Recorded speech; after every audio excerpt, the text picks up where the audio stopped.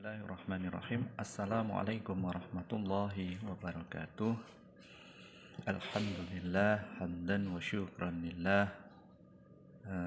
Perkenalkan, nama saya Sutran Aryono dari kelas A8 PJJ PAI IAIN Syekh Nurjati Cirebon, yang pada kesempatan kali ini saya ingin mempresentasikan atau memaparkan tugas mata kuliah akhlak tasawuf yang berjudul yaitu akhlak yang muncul dari rukun Islam.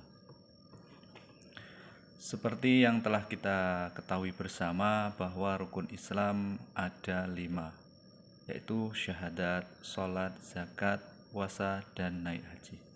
Sementara itu Rasulullah memiliki tugas yang mulia sebagai utusan, diutus di dunia, seperti yang telah diterangkan dalam sebuah hadis bahwa salah satu tugas diutusnya Nabi Muhammad SAW adalah untuk menyempurnakan akhlak manusia.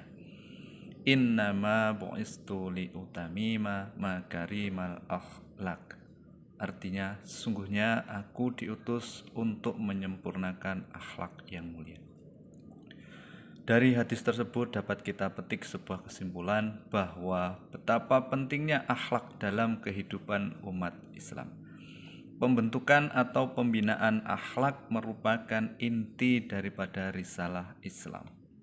Adapun secara etimologi, akhlak berasal dari bahasa Arab, yaitu kata khuluq yang artinya tabiat atau budi pekerti, keperwiraan, kejantanan, atau kesatriaan, dan kemarahan. Adapun secara terminologi, ada beberapa pendapat yang menyatakan akhlak adalah sifat yang tertanam dalam jiwa manusia yang melahirkan tindakan-tindakan mudah dan gampang tanpa memerlukan pemikiran ataupun pertimbangan.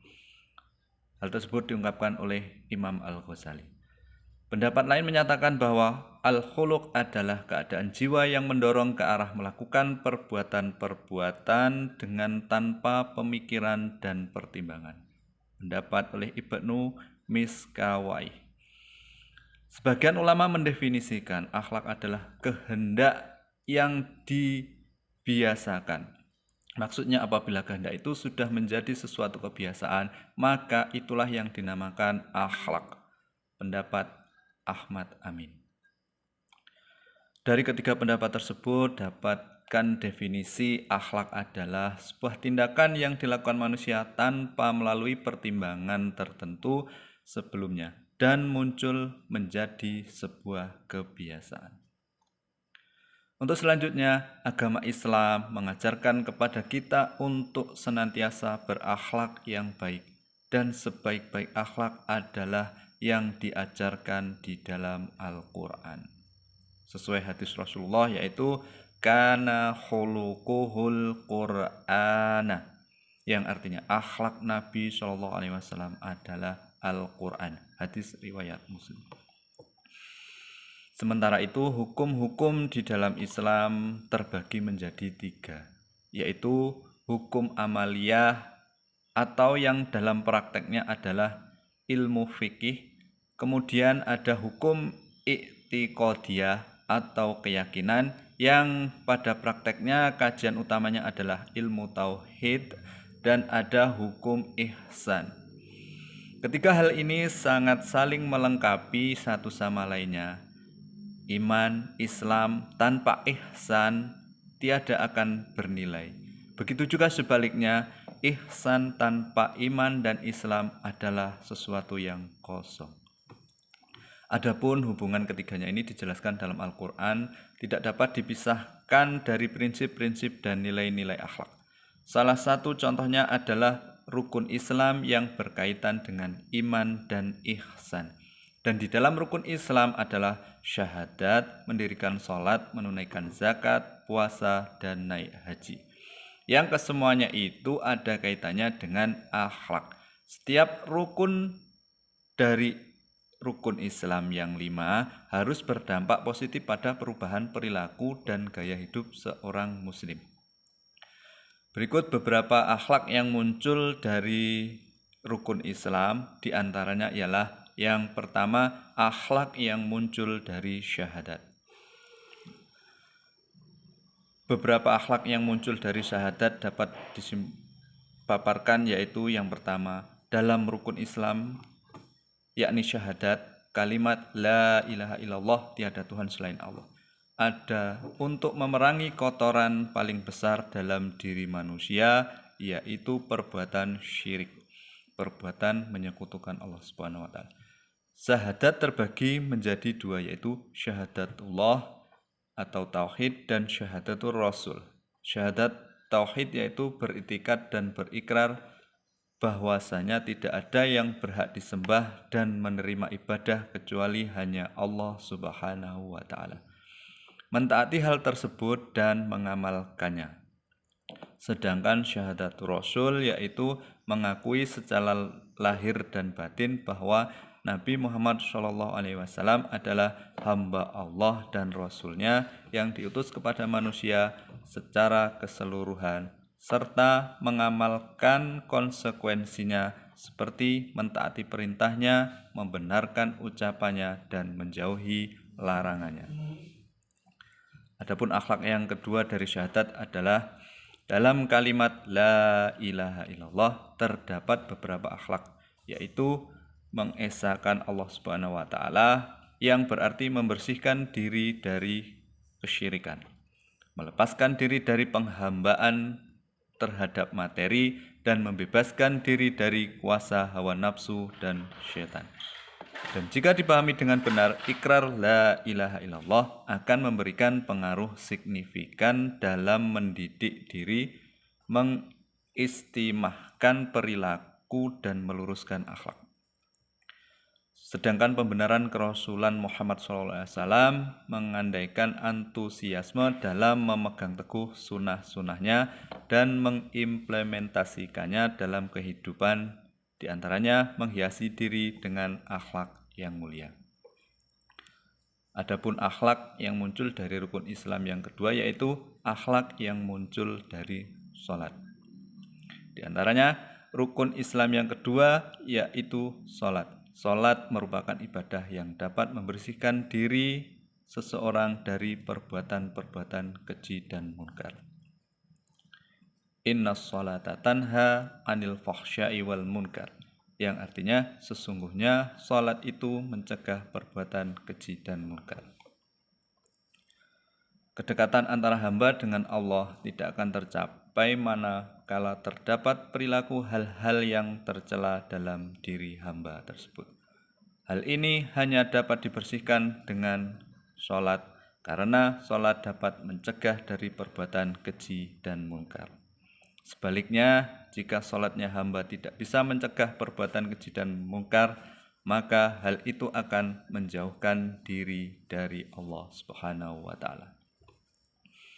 Selanjutnya, sholat merupakan mekanisme membersihkan hati dari kotoran-kotoran dosa dan kecenderungan melakukan perbuatan dosa.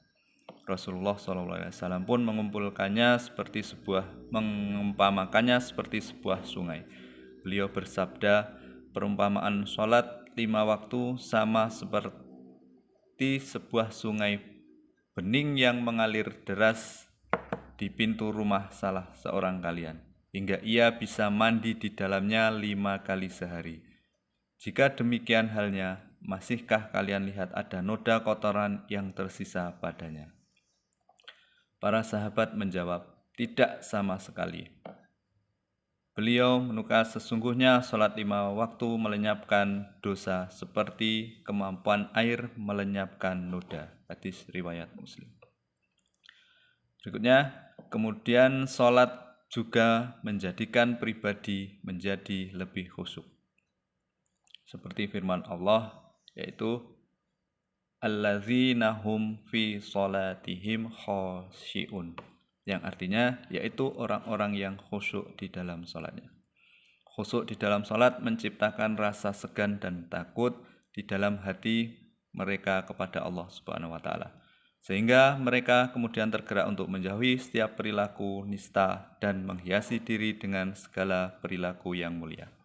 Berpaling dari hal-hal yang tidak berguna, menjaga kemaluan, menyampaikan amanah, menepati janji, dan menjaga komitmen moral. Selanjutnya, akhlak yang muncul dari rukun Islam yang ketiga adalah akhlak yang muncul dari zakat. Yang pertama, zakat merupakan suatu kegiatan yang bisa memerangi sifat buruk dalam diri manusia, yakni al-bukhal, asyuk. Zakat dan sedekah juga merupakan perbuatan-perbuatan yang dapat membersihkan diri kita dari sifat-sifat tersebut. Selain itu, zakat bisa mewujudkan atmosfer kasih sayang di antara anggota masyarakat, sehingga tercapailah hubungan erat di antara para warganya. Kemudian, membantu menghilangkan sifat dengki dan permusuhan pada kalangan fakir miskin terhadap saudara-saudara mereka yang berpunya. Zakat juga dapat mengurangi kasus tindak pencurian dan sebagai jenis tindak kriminal lain yang meresahkan di lingkungan masyarakat. Akhlak yang muncul dari rukun Islam yang keempat yaitu akhlak yang muncul dari puasa. Akhlak yang keempat yaitu puasa. Seperti firman Allah, barang siapa yang berpuasa tetapi dia tidak bisa meninggalkan kata-kata yang kotor, ghibah dan perbuatan keji lainnya, maka Allah tidak membutuhkan mereka untuk meninggalkan makanan. Dengan berpuasa, seseorang muslim berarti tengah membiasakan diri untuk menjalani berbagai akhlak, utama yang dipondasikan ketakwaan kepada Allah Subhanahu wa taala. Berikutnya, perilaku mulia yang dapat dipelajari seseorang dari puasa adalah kekuatan tekad yang merupakan landasan penting dalam ilmu etika, kesabaran, syukur, kasih sayang, dan muraqabah Allah Subhanahu wa taala dalam kesendirian maupun di tengah keramaian. Puasa dapat menumbuhkan pribadi yang memiliki sifat menahan diri dari berkata-kata dusta dan berbuat dosa. Seperti hadis Nabi diriwayatkan dari Abu Hurairah, Nabi Shallallahu Alaihi Wasallam bersabda, barang siapa tak meninggalkan perkataan dusta dan perbuatan dosa selama berpuasa, maka Allah pun tak memiliki hajat apa-apa terhadap aksi dirinya meninggalkan makanan dan minum. Hadis riwayat Bukhari. Kemudian yang terakhir, akhlak yang muncul dari rukun Islam, yaitu akhlak yang muncul dari ibadah haji. Ibadah haji sudah sangat jelas disebutkan dalam Al-Quran. Haji hanya terjadi di bulan-bulan tertentu. Maka jika seseorang yang sedang menjalani haji namun tetap berbuat keji atau berbuat dosa besar, hajinya bisa saja tidak diterima. Rasul pernah bersabda, barang siapa yang naik haji kemudian ia menjaga lisannya dan tidak berbuat dosa besar, maka dia akan kembali setelah haji bagaikan terlahir kembali dari ibunya, bersih dari segala dosa-dosa. Allah Subhanahu wa taala mengharamkan kata-kata dan berbuat cabul, berbuat kefasikan dan melakukan hal-hal yang dapat memicu permusuhan. Misalnya berbantah-bantahan terutama selama pelaksanaan ibadah haji. Kesimpulannya adalah dari paparan di atas, jelas bagi kita pengaruh besar yang ditimbulkan oleh komitmen menjalankan rukun-rukun Islam dalam mendidik diri dan meluruskan akhlak dan perilaku. Hal itu terwujud ketika rukun-rukun tersebut ditunaikan dengan mekanismenya yang diridhoi Allah Subhanahu wa taala dan Rasul-Nya dan tujuan pensyariatannya dipahami secara benar. Demikianlah pemaparan dari saya. Apabila ada kekurangan dan lebihnya saya mohon maaf dan kepada Allah saya mohon ampun. Saya akhiri. Wassalamualaikum warahmatullahi wabarakatuh.